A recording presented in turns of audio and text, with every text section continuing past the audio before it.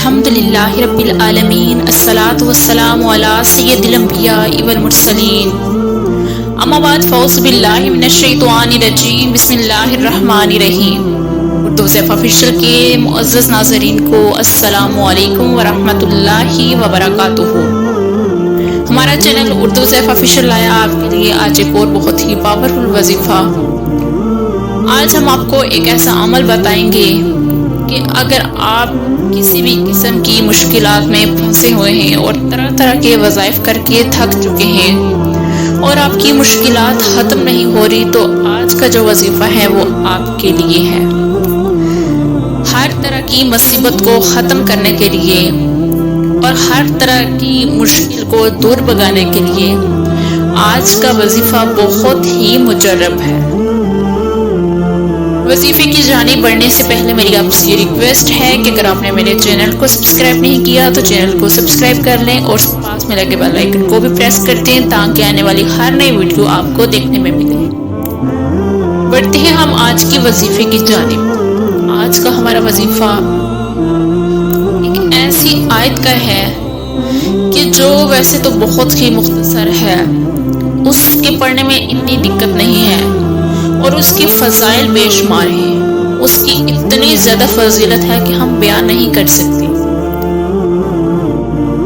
اور جس مقصد کے لیے آپ اس کا وظیفہ کریں گے، جس بھی مقصد کو حل کرنے کے لیے کہ میری جاب کے لیے اگر آپ کرنا چاہتے ہیں، اپنا گھر حاصل کرنا چاہتے ہیں یا اپنی اولاد کی شادیاں کروانا چاہتے ہیں، اولاد کی شادی نہیں ہو رہی، یا اور بھی جو بھی مسائل ہیں آپ کی زندگی میں، تو ہر طرح کے مسائل کو ختم کرنے کے لیے آپ نے اس کا وظیفہ کرنا ہے۔ اور بہت مجرب وظیفہ ہے، بہت سے اولیاء کرام نے اس وظیفے کو کیا بھی ہے اور ان کا یہ آزمودہ عمل رہا ہے۔ وظیفہ کچھ اس طرح سے ہے کہ آیت الکرسی کا وظیفہ ہے۔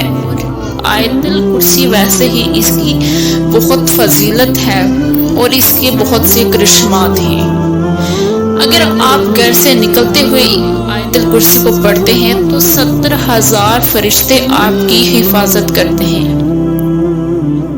اگر آپ گھر میں داخل ہوتے ہوئے اس کو پڑھ لیتے ہیں تو آپ کے گھر سے ساری جو بھی نحوست ہے اور جو بھی اس طرح کی چیزیں ہیں آپ کے گھر میں ختم ہو جاتی ہیں۔ اگر آپ وضو سے پہلے پڑھتے ہیں تو آپ کے 70 درجات بلند ہو جاتے ہیں۔ اگر آپ رات کو سونے سے پہلے آیت الکرسی کو پڑھتے ہیں تو اللہ تعالیٰ ایک ایسا فرشتہ مقرر کر دیتا ہے جو کہ ساری رات وہ آپ کی حفاظت کرتا ہے۔ اور اسی کا آج ایک ایسا وظیفہ ہے کہ جو بہت سے لوگوں نے کیا ہے، بہت ہی مجرب ہے۔